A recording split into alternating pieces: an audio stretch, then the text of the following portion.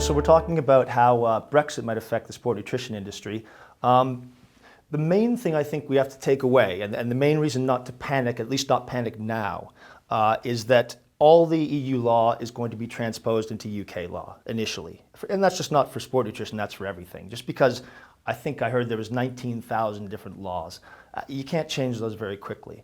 And there's also the consideration that it's going to take at least 2 years. Probably most experts think there'll be a transitional phase from that 2 years to 5 or 10 years. The fact is, because those laws are being transposed, so British companies already that sell into Europe already follow all those laws. Even domestically, they have to follow all those laws. So they're already there. They're already ingrained. We're already doing it. So there's no reason to panic right now, because the fastest that could change, even if they set unreasonable transition periods, would probably be 3 years. So we've got at least 3 years before anything substantial changes.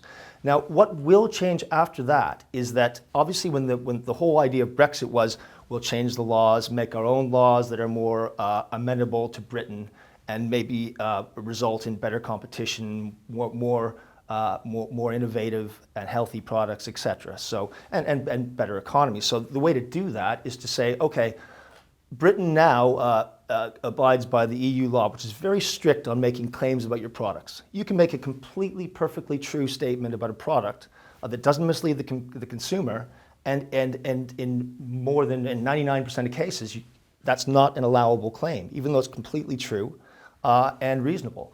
Britain's always had a history of being a little more liberal on these kinds of things. So Britain will probably transition, and ESSNA would certainly want Britain to transition into a little more liberal laws. We don't want laws that'll fool the consumer into buying stuff that's snake oil, but we do want laws that'll inform the consumer honestly about products and ingredients that might be beneficial for them. So what may happen, well, what will happen, I'm sure, is we'll have a domestic market. We'll have companies that just sell domestically, and they'll only need to abide by domestic law. So they'll probably have these more liberal claims, larger amounts of certain ingredients available, and a larger breadth of ingredients available to use.